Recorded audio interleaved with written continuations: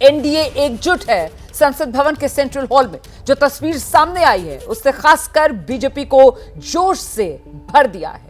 2019 के मुकाबले बेहतर प्रदर्शन ना कर पाने की टीस शायद बीजेपी की थोड़ी कम जरूर आज हुई होगी, क्योंकि एनडीए की बैठक में नीतीश और नायडू समेत जिस तरीके से घटक दलों ने मोदी के नाम पर मोहर लगाई, उससे विरोधी खेमे में अब मायूसी होगी। एनडीए ने बता दिया कि वो एक था, एक है। मोदी ने साफ कर दिया, न हारे थे न हारे हैं। लेकिन क्या विपक्ष वाकई झूठ के सहारे है? बहुमत से सर्वमत तक नरेंद्र मोदी के राज तिलक की हर तस्वीर का विश्लेषण करेंगे, जिसके लिए हमारे साथ हमारे सहयोगी इस वक्त ग्राउंड से जुड़ रहे हैं। आइए जल्दी से आपका परिचय कराते हैं। आप देख सकते हैं हमारे साथ अभिषेक उपाध्याय मौजूद है, मनोज्ञा लोईवाल हमारे साथ मौजूद है, नीरज पांडे बीजेपी दफ्तर से इस वक्त मौजूद है, अंकित गुप्ता संसद भवन परिसर, और दो खास मेहमान स्टूडियो में हमारे साथ मौजूद हैं, दोनों वरिष्ठ पत्रकार विजय त्रिवेदी जी, राकेश शुक्ला जी। बहुत स्वागत आप सभी का।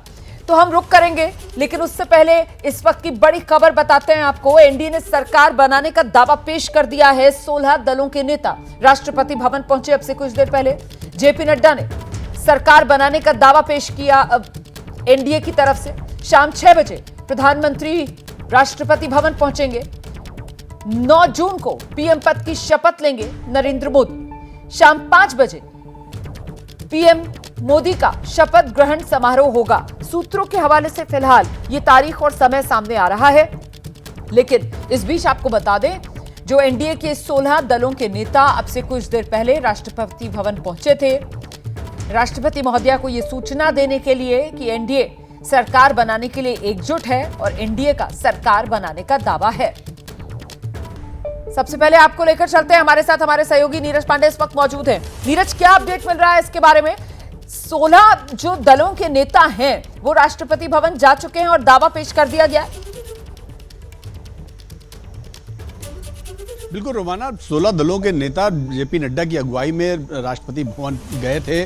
उन्होंने बाकायदा राष्ट्रपति से मुलाकात की और समर्थन पत्र और सरकार बनाने का दावा पेश किया। वहां से मीटिंग भी खत्म हो चुकी है, सभी नेता वापस वहां से निकल चुके हैं, अपने अपने दफ्तर पहुंच चुके हैं। शाम को 6 बजे के आसपास माना यह जा रहा है कि प्रधानमंत्री नरेंद्र मोदी खुद राष्ट्रपति भवन जाएंगे, राष्ट्रपति से मुलाकात करेंगे और मुलाकात करके जो औपचारिक बातें होंगी वो राष्ट्रपति के साथ करेंगे। इससे पहले प्रधानमंत्री नरेंद्र मोदी ने 2 सीनियर लीडर्स के घर गए, वो लालकृष्ण आडवाणी के घर गए और उसके बाद मुरली मनोहर जोशी के घर जाके उन्होंने मुलाकात की। तो आज का तो शेड्यूल ये रहा, लेकिन जो सबसे इंपॉर्टेंट डे है वो है 9 तारीख, यानी कि 9 जून को प्रधानमंत्री नरेंद्र मोदी का शपथ ग्रहण होना है। शाम को 6 बजे का ये समय निर्धारित हुआ है जब प्रधानमंत्री नरेंद्र मोदी शपथ लेंगे और इसको ग्रैंड बनाने की मेरे साथ नीरज, मैं आपके पास लौटूंगी। हम वो शपथ ग्रहण वाली तारीख उसको लेकर आगे चर्चा करेंगे, लेकिन पहले जरा जल्दी से अंकित का रुख करते हैं। अंकित, ये जो खबर आ रही है कि जो 16 दलों के नेता थे राष्ट्रपति भवन जाकर वो शपथ बनाने का सरकार बनाने का माफ कीजिएगा दावा पेश कर आए हैं, और अब शाम में 6 बजे प्रधानमंत्री नरेंद्र मोदी भी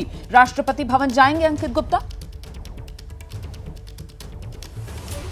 जी बिल्कुल, देखिए सूत्र इसी बात की ओर इशारा कर रहे हैं कि प्रधानमंत्री शाम को 6 बजे से लेकर 7 बजे के बीच में कभी भी राष्ट्रपति भवन जाएंगे। उसकी जरूरत क्या है? क्योंकि सरकार बनाने का दावा तो पेश हो गया है, तो उसके लिए हमको ये भी समझना होगा कि उसकी प्रक्रिया होती है। प्रक्रिया ये होती है कि जब सरकार बनाने का दावा पेश कर दिया जाता है, जैसे यहाँ पर गठबंधन है, एनडीए गठबंधन ने वो दावा पेश कर दिया है, तो उसके बाद राष्ट्रपति अब आधिकारिक तौर पर, औपचारिक तौर पर प्रधानमंत्री को एक अपॉइंटमेंट देंगी या ये कहेंगी कि आपको अब नियुक्त करते हैं प्रधानमंत्री, और अब आप बताइए कि आप कब शपथ लेना चाहते हैं और कब वो वक्त होगा, जगह कौन सी होगी। प्रधानमंत्री की तरफ से आधिकारिक तौर पर वो वक्त और वो जगह बताई जाएगी जहां पर वो शपथ लेना चाहते हैं और जहां पर वो शपथ ग्रहण कार्यक्रम होगा। और इस वजह से प्रधानमंत्री का जो 6 से 7 बजे के बीच में राष्ट्रपति भवन जाने का कार्यक्रम सामने आ रहा है।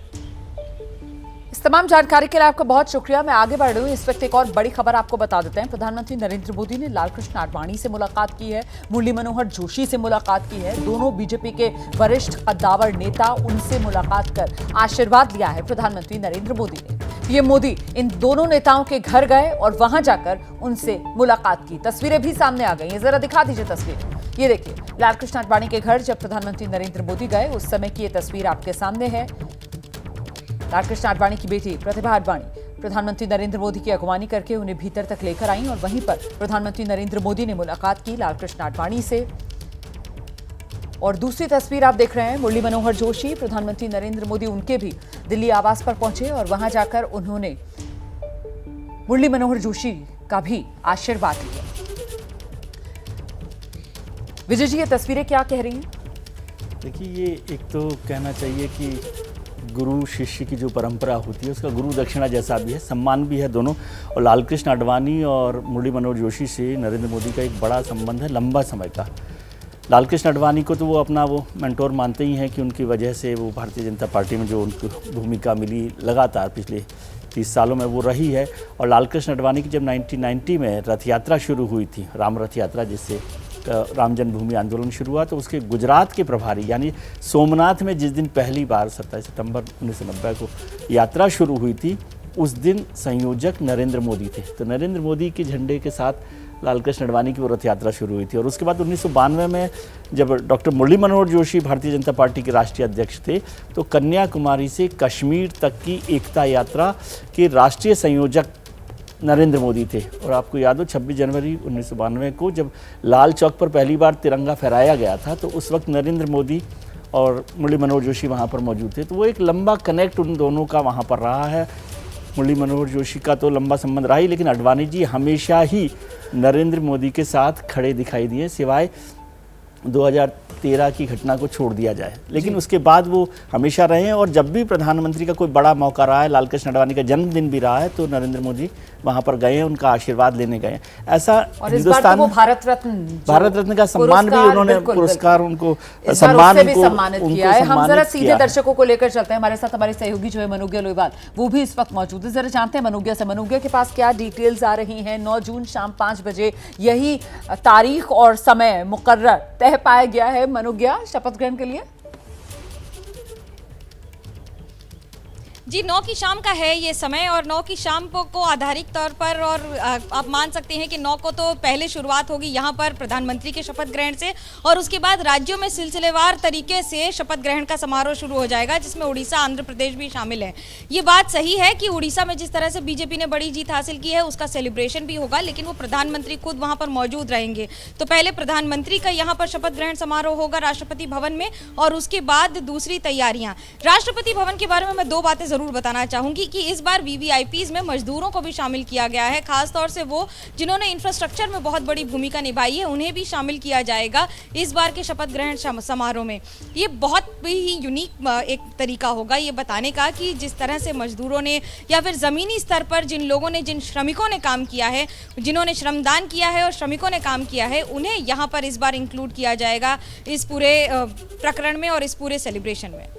रहिए मेरे साथ, मैं लौटूंगी आपके पास। इस बीच एक और बड़ी खबर आपको बताते हैं, शपथ ग्रहण से जुड़ी जानकारी। राष्ट्रपति भवन में शपथ ग्रहण की तैयारियां तेज हैं। राष्ट्रपति भवन के फोरकोर्ट में हो रही है सजावट। शपथ ग्रहण के लिए स्टेज बाकायदा बनाया जा रहा है, मेहमानों के लिए कुर्सियां सजाई जा चुकी हैं और उसकी कुछ तस्वीरें भी सामने आ रही हैं, वो भी हम आपको दिखा रहे हैं। तो ये राष्ट्रपति भवन का प्रांगण है और वहीं की ये तस्वीरें आपके सामने हैं, और इन तस्वीरों को देखकर ये अंदाजा लगाना मुश्किल नहीं है किस तरीके से इस बार हजारों की मेहमान नवाजी के लिए राष्ट्रपति भवन के दरवाजे खुलेंगे, क्योंकि ये शपथ ग्रहण ऐतिहासिक होगा। पंडित जवाहरलाल नेहरू के बाद ये दूसरा मौका होगा जब आजाद हिंदुस्तान में नरेंद्र मोदी लगातार तीसरी बार देश के प्रधानमंत्री के तौर पर शपथ लेंगे। अभिषेक,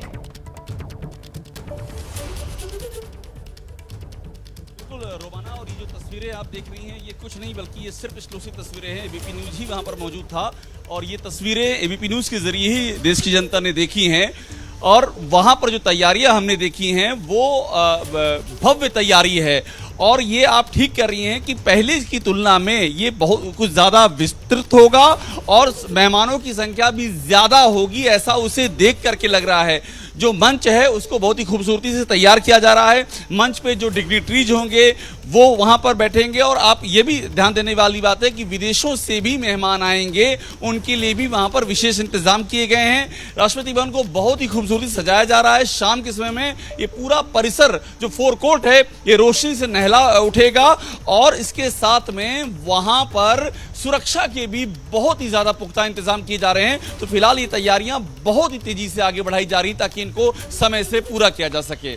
रहिए मेरे साथ, लौटूंगी मैं आपके पास। देखिए, एनडीए संसदीय दल के नेता चुने गए आज प्रधानमंत्री नरेंद्र मोदी, और पीएम ने कहा एनडीए दलों के बीच विश्वास मजबूत है, बहुमत से ज्यादा सर्वमत लोकतंत्र में जरूरी होता है, ये प्रधानमंत्री मोदी की तरफ से कहा गया। उन्होंने कहा हम न हारे थे, हम न हारे हैं, हम विजय को पचाना जानते हैं। प्रधानमंत्री मोदी ने इंडिया गठबंधन पर भी जमकर हमला बोला, कहा अब 5 साल ईवीएम सुनाई नहीं देगा, 2029 में फिर ईवीएम लेकर नाचना शुरू करेंगे। कांग्रेस तीसरी बार 100 का आंकड़ा छू नहीं पाई। साथियों, मेरा बहुत सौभाग्य है कि एनडीए के नेता के रूप में आप सब साथियों ने सर्वसम्मति से चुन करके मुझे एक नया दायित्व दिया है, और इसके लिए मैं आपका बहुत बहुत आभारी हूं। ये अटूट रिश्ता विश्वास की मजबूत धरातल पर है, और ये सबसे बड़ी पूंजी होता है। हिंदुस्तान के राजनीतिक इतिहास में और हिंदुस्तान की राजनीति में गठबंधन के इतिहास में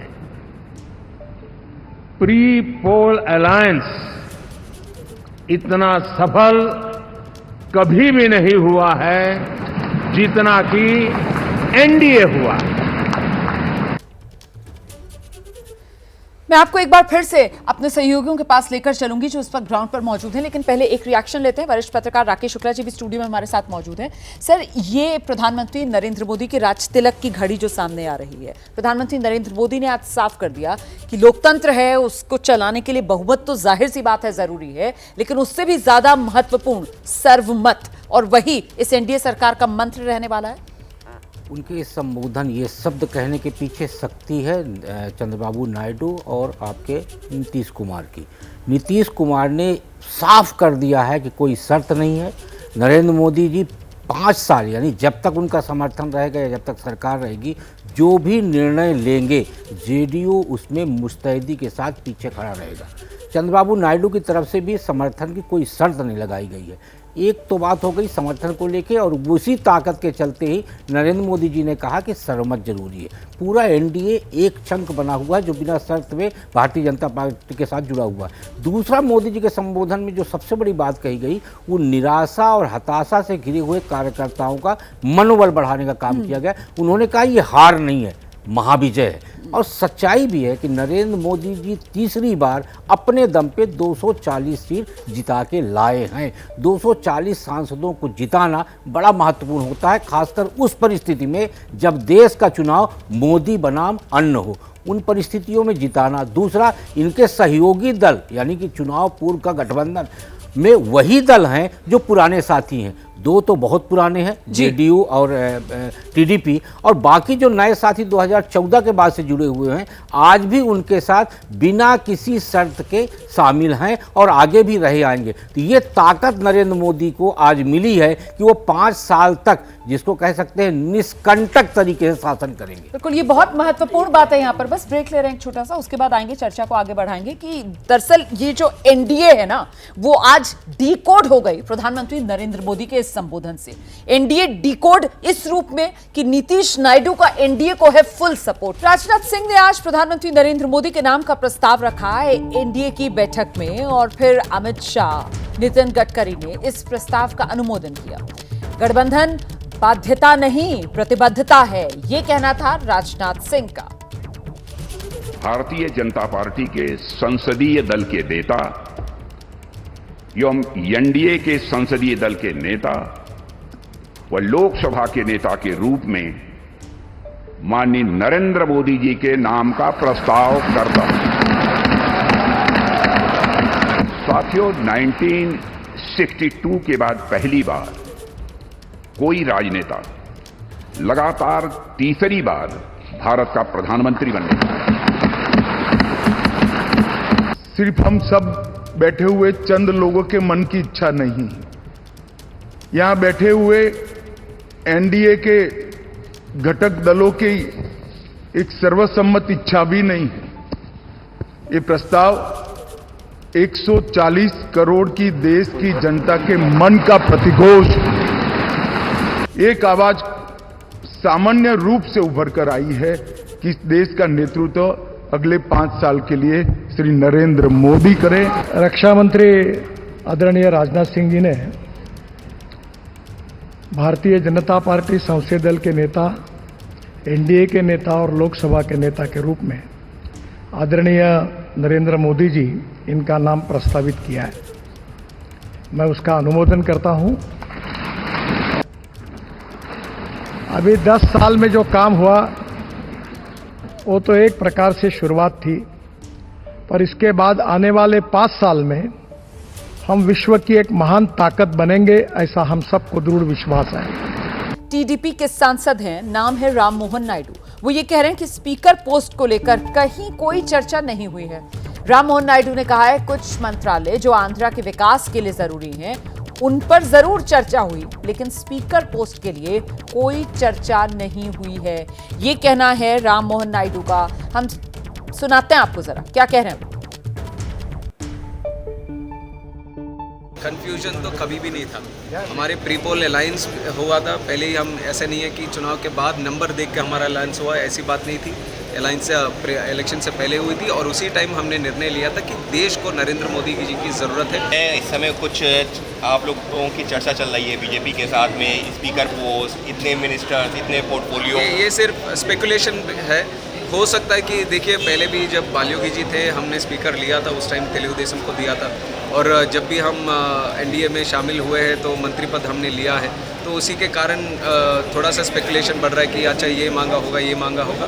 पर चंद्रबाबू नायडू जी का विजन ऐसा है कि उनके दृष्टि मंत्री पद पे नहीं है, उनका दृष्टि है कि आंध्र प्रदेश को किस तरह से डेवलप करें। अगर किसी डिपार्टमेंट की ज़रूरत उनको पड़ती है या किसी डिपार्टमेंट की सहायता उनको लगता है कि इसमें हमारी आंध्र प्रदेश की ज़्यादा भूमिका निभा सकती है, तो उस तरह के सोच से अगर वो आगे जाएंगे। पर अभी तो और आइए सीधे आपको लेकर चलते हैं। अंकित गुप्ता इस वक्त हमारे साथ मौजूद है। अंकित से ही जानते हैं। अंकित, अगर मैं गलत नहीं हूं तो यही राम मोहन नायडू, इन्हीं का नाम आगे बढ़ाया जा रहा था, कहा जा रहा था बहुत मुमकिन है टीडीपी की तरफ से राम मोहन नायडू जिनको स्पीकर बनाया जाए, और अब तो खुद ही इन्होंने आपके सामने आकर इस बात का जिक्र कर दिया कि ऐसी कोई चर्चा दूर दूर तक नहीं हुई है। मतलब कंफ्यूजन क्लियर, स्पीकर पद पर कम से कम टीडीपी की कोई दावेदारी नहीं। अंकित,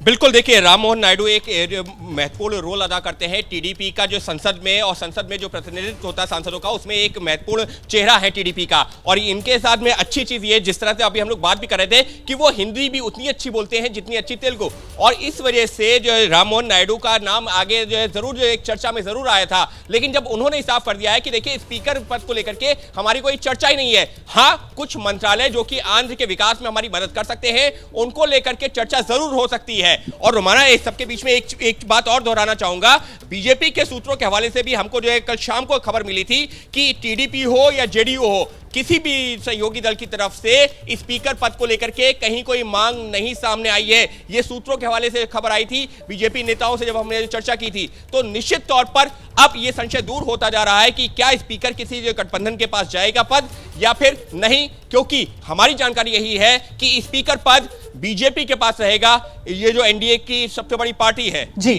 तो ऐसे में अभिषेक उपाध्याय, फिर चर्चाएं किस तरीके की हैं? सियासी गलियारों में सुगबुगाहट किस बात को लेकर है? कौन सा मंत्रालय किसके हिस्से में आ सकता है? इसको लेकर आपके पास क्या खबर? अभिषेक,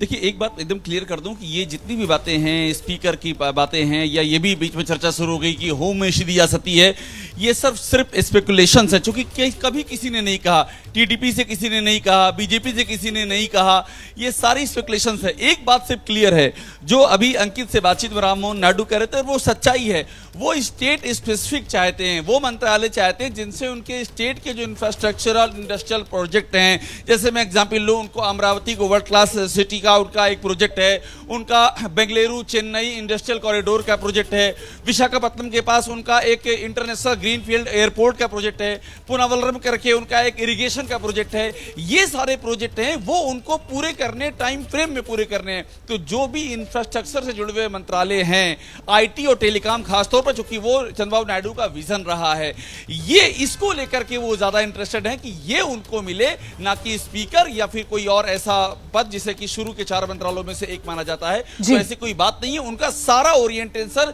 स्टेट स्पेसिफिक है। आंध्र प्रदेश को जो चीजें फायदा करे वो लेकर के आगे बढ़ना चाहते हैं। बिल्कुल, लेकिन देखिए खुलकर कैमरे के सामने आकर जेडीयू की तरफ से कुछ और बात कही जा रही है, और वो भी जेडीयू की सांसद लवली आनंद। उनका तो बड़ा बयान सामने आ गया, वो तो सीधे सीधे रेल मंत्रालय को लेकर एक तरीके से जेडीयू की दावेदारी कैमरे के सामने रखती हुई नजर आई। बिहार को विशेष राज्य का दर्जा मिलना चाहिए, ये मांग करती हुई नजर आई। जानकी मंदिर राम मंदिर की तर्ज पर बने, ये भी लवली आनंद की तरफ से कैमरे पर कहा गया है। सुनिए।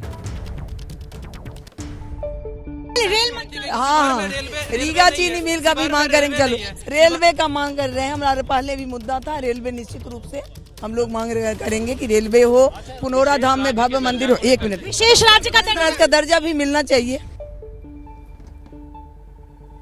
ये आप लवली आनंद को सुन रहे थे। वरिष्ठ पत्रकार हमारे साथ यहाँ स्टूडियो में मौजूद है। मुझे लगता है विजय जी का रुख करते हैं। लवली आनंद ये जो मांग कर रही है, और इनके पति भी इसी तरीके की बात करते हुए सुनाई पड़ रहे थे सुबह में, ये मेरे ख्याल से निजी कैपेसिटी में मानना चाहिए कि इनकी तरफ से मांग की जा रही है, क्योंकि एनडीए तो अब डिकोड हो चुकी है, और एनडीए में नीतीश नायडू का बीजेपी और प्रधानमंत्री नरेंद्र मोदी को फुल सपोर्ट। कि इस मांग को जो लवली जी कह रही हैं, इसको नीतीश कुमार जी जो उनके नेता हैं, उनके लिए सेवा भाव में समर्पण मानना चाहिए, इससे ज़्यादा नहीं। कि वो अपनी तरफ से ये कहने के लिए कि भाई देखो हम ये बात रख रहे हैं, इसको औपचारिक तौर पर नहीं देखना चाहिए कि एनडीए में जेडीयू जो बात कर रहा है, जेडीयू क्या बात कर रहा है, जरूरी नहीं है कि ये बात हो रही है। क्या क्या बात हो रही है वहाँ पर, पहली बात होती है किस तरह से मंत्रालय मिलेंगे, किस तरह से और काम होंगे, राज्य के लिए क्या क्या पैकेज दिया जाएगा। फिर मंत्रालयों पर चर्चा होती है। पहली बात होती है कितने मंत्री मिलेंगे, दूसरी बात होती है हमारे पास कौन से मंत्रालय होंगे, और उसमें कोई टर्म्स कंडीशन जैसी नहीं होती है। एक अपनी मांग होती है, फिर जो सरकार बना रहे हैं, प्रधानमंत्री कर रहे हैं, वो अपनी तरफ से तय करते हैं। मैं एक बात का जिक्र करना चाह रहा था कि प्रधानमंत्री ने जो बात कही बहुमत से सर्वसम्मत तक जो आप कह रहे हैं, उसका मतलब उनका ये था कि बहुमत से सर्वसम्मत, सरकार चलाने के लिए तो बहुमत चाहिए, लेकिन देश चलाने के लिए सर्वमत होना चाहिए। उनका कहने का मतलब था कि जो इलेक्शन के दौरान जो एक बैड फीलिंग्स आती है, कुछ बातें कड़वाहट बढ़ती है, उस सब को खत्म करके विपक्ष के भी जो लोग हैं वो सब मिलकर देश को चलाए। बिल्कुल, वो उसको पहले उन्होंने एक नारा दिया था सबका साथ सबका विकास करके, लेकिन ये जो सर्वमत है उसका मतलब है कि विपक्ष भी अब उस कड़वाहट को भूले और उसके बाद देश को चलाने के लिए वो काम करे। बिल्कुल, क्योंकि लक्ष्य क्लियर है, न्यू इंडिया बनाना है, डेवलप्ड इंडिया, विकसित भारत बनाना है, 2047 तक के लक्ष्य हासिल करना है। और मोदी 3.0 में तो जो देश की अर्थव्यवस्था है वो दुनिया की तीसरी बड़ी अर्थव्यवस्था बनानी है, तो उधर उस दिशा में अपनी ऊर्जा लगाना है। लेकिन फिलहाल जो सबसे पहला पड़ाव, या फिर ये कहा जाएगा कि साहब एक तरीके से टेस्ट, छोटा मोटा ही सही, इस एनडीए सरकार का दिखेगा, वो मंत्रालयों में किस तरीके से बंटवारा किया जाता है साथियों के बीच, उसी के जरिए आकलन इसका हो पाएगा। राकेश शुक्ला जी, आपको क्या लग रहा है, इसका हल क्या निकाला जाएगा? मैं रोमाना जी आपके ही शो में बोल चुका हूँ कि नीतीश कुमार जी आएंगे, इसमें मुझे अभी भी संदेह है। कारण ये है कि नीतीश कुमार जी पहले के कार्यकाल में भी वो केंद्र सरकार में दिलचस्पी नहीं लिए। इसके पहले वो केंद्र में तब दिलचस्पी लिए जब राज्य में उनकी सरकार नहीं थी। वो पावर सेंटर बिहार में दूसरा नहीं बनाएंगे, जेडीयू का पावर सेंटर वही रहेंगे। फिर चंद्रबाबू नायडू जी की जो बात है, और ये कहा जा रहा है सच्चाई है, अमरावती को उनको राजधानी बनाना है और बहुत सारे काम होने हैं, लेकिन जब आप सरकार में हैं तो सरकार में होने के कारण सारे मंत्रालय आपको सपोर्ट करेंगे। तो आंध्र प्रदेश के लिए कोई एक मंत्रालय महत्वपूर्ण नहीं होगा, सारी सरकार महत्वपूर्ण होगी, क्योंकि वहाँ की राज्य सरकार में भारतीय जनता पार्टी की भी साझेदारी है, और आगे के चुनाव के दृष्टिगत रखते हुए भी सारा का सारा जो है ब्लूप्रिंट तैयार होगा। तो इसलिए केंद्र सरकार और राज्य सरकार के बीच में एक समन्वय बनेगा डेवलपमेंट को लेके आंध्र प्रदेश के। तो मंत्रालय को लेके मुझे नहीं लगता कि जेडीयू और टीडीपी में कोई खींचतान होगी।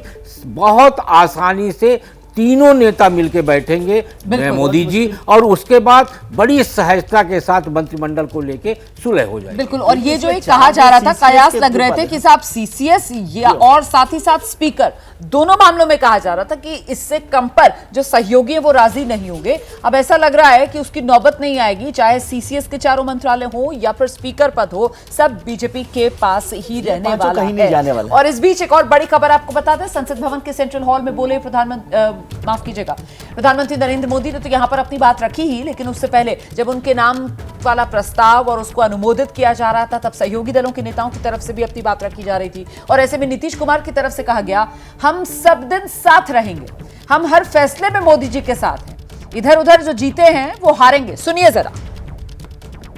पूरे तौर पर सब दिन इनके साथ रहेंगे और पूरे तौर पर जो कुछ भी है आज जिस तरह से भी ये करेंगे बहुत अच्छा है। आज देश बहुत आगे बढ़ेगा। अब बिहार का भी तो सब काम हो ही जाएगा, जो कुछ भी बचा हुआ है उसको ही कर देंगे। सबसे पुराना इलाका है, तो इसीलिए हम लोग तो पूरे तौर पर हर तरह से जो आप चाहिएगा उस काम के लिए हम लोग लगे रहेंगे। और मेरा आग्रह यही है कि जल्दी से जल्दी आपका काम शुरू हो जाए, शपथ ग्रहण हो जाए